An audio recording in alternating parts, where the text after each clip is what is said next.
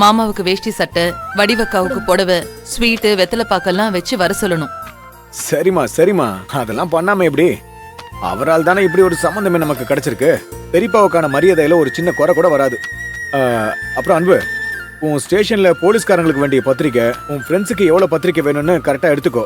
டியூட்டிக்கு போகும்போது அப்படியே பத்திரிக்கை வச்சிரு. ஓகேண்ணே. அப்போ முதல்ல இன்ஸ்பெக்டருக்கு வச்சிருவோம்.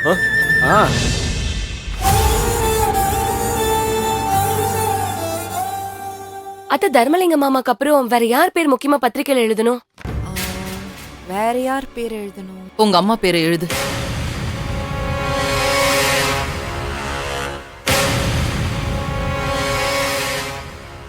அத்த என்னம்மா சொல்ற? ஆமாண்டா, வேதவள்ளி சம்பந்தி வீட்லயும் பத்திரிக்கை வைக்கணும். மாமா வீட்ல பத்திரிக்கை வச்சதும் குடும்பத்துக்கு பெரியவரை அவரையும் கூட்டிட்டு போய் வேதவள்ளி சம்பந்தி வீட்லயும் பத்திரிக்கை வச்சு முறைப்படி அழைக்கணும். மா, என்னம்மா பேசிட்டு இருக்க? இவ்ளோ நடந்ததுக்கு அப்புறமா எப்படிமா அவங்களுக்கு பத்திரிக்கை வைக்கணும்னு சொல்லிட்டு இருக்க?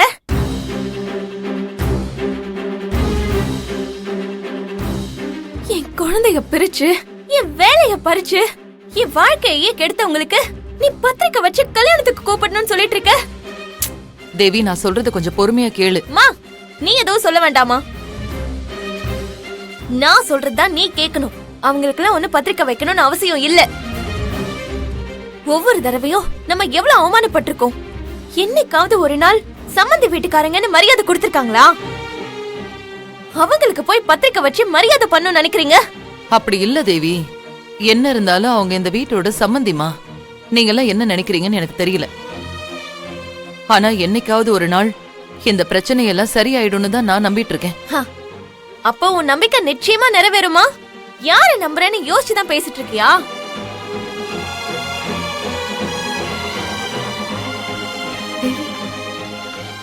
ஒரு பொண்ண வாழவே விடக்கூடாதுன்னு நினைக்கிறவங்கள போய் நம்பிட்டு இருக்கேன்னு சொல்லிட்டு இருக்க?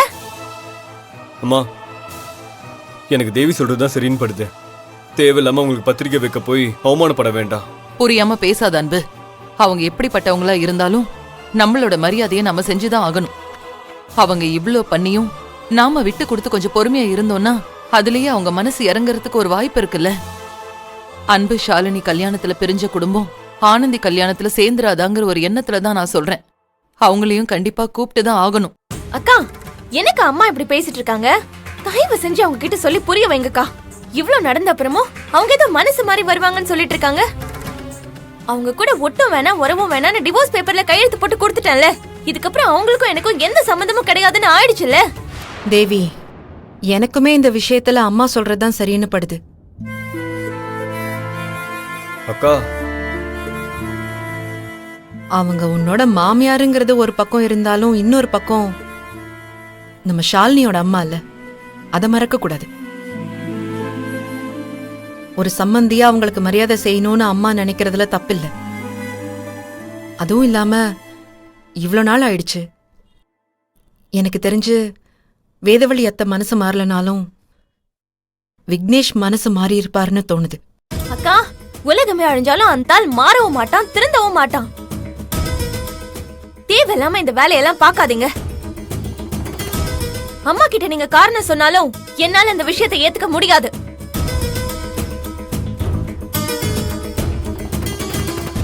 தேவி, நான் என்ன சொல்ல வரேன்னா, அக்கா ப்ளீஸ்க்கா, உங்களை கெஞ்சி கேட்டுக்கிறேன்.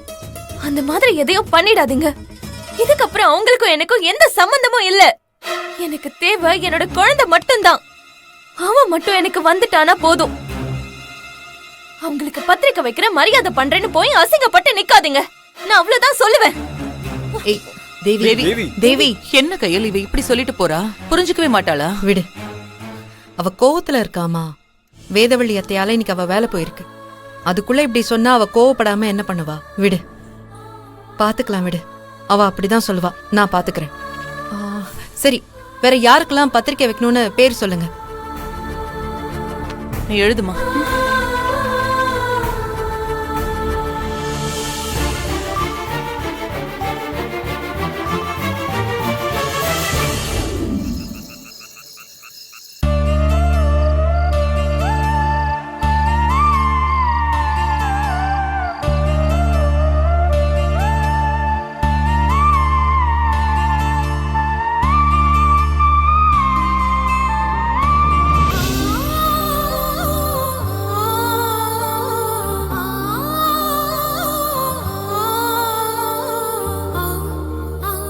உங்களை பார்த்த அந்த ஒரு செகண்ட்லயே எனக்கு உங்களை ரொம்ப பிடிச்சிருச்சுங்க.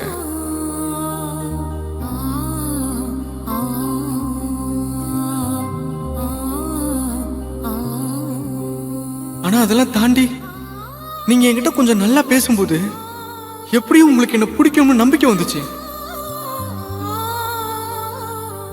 இந்த பொண்ணை கட்டிக்க விருப்பம் இல்லைன்னு சத்தியம் பண்றா. உனக்கும் பாலுவை பிடிக்கல, எங்க வீட்டுல பார்த்த பையனையே நான் கட்டிக்க போறேன்னு சத்தியம் பண்ணுமா? என்னால சத்தியம் பண்ண முடியாது.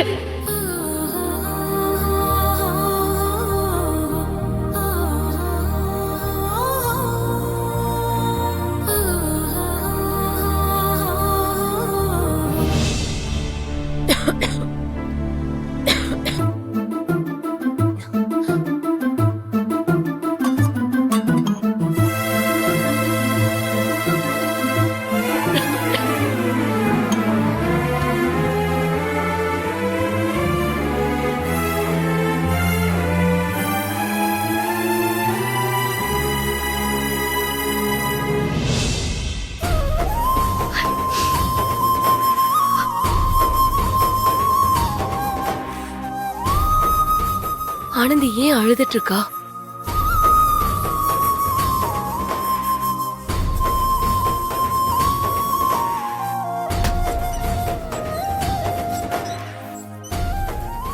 ஆனந்தி, என்னாச்சு உனக்கு? ஏன் அழுதுட்டு இருக்க? தூங்கல இன்னும்? அதெல்லாம் ஒண்ணும் இல்ல. பொய் சொல்லாத ஆனந்தி, நான் உன்னை பார்த்தேன், நீ அழுதுட்டு தான் இருந்த. ஏய், நான் ஏன் அழ போறேன்? அதெல்லாம் ஒண்ணும் இல்ல. நீ போய் தூங்கு, நானும் தூங்குறேன். ஏய் இரு ஆனந்தி, நீ கல்யாணம் ஆக போற பொண்ணு இப்படி தூங்காம அழுதுட்டு இருந்தா என்ன அர்த்தம்? ஏதாவது பிரச்சனையா? இல்ல என்கிட்ட ஏதாவது மறைக்கிறியா? எந்த பிரச்சனையும் இல்ல. நான் எதையும் மறைக்கல. நான் அழவும் இல்ல. நீ போ, நான் தூங்குறேன். இங்க பாரு ஆனந்தி, என்ன ஆச்சுன்னு சொல்லு. என்கிட்ட எதுக்காக மறைக்கணும்னு நினைக்கிற? நீ அழுதத நான் பார்த்தேன். அதுக்கு என்ன காரணம்னு சொல்லு. எதுவா இருந்தாலும் சொல்லு. சொல்லு ஆனந்தி. அது இன்னும் கொஞ்ச நாள்ல நான் உங்க எல்லாரையும் விட்டு பிரிய போறேன்ல, அதான் ரொம்ப கஷ்டமா இருந்துச்சு. அத நினைச்சுதான் ஃபீல் பண்ணிட்டு இருந்தேன். இத்தனை வருஷத்துல நான் ஃபேமிலி எல்லாம் விட்டு இவ்வளவு நாள் இருந்ததே இல்ல ஷாலினி. இப்ப கல்யாணம் ஆயிட்டு நான் இன்னொரு வீட்டுல வாழணும்ல, அதான் எனக்கு வருத்தமா இருக்கு.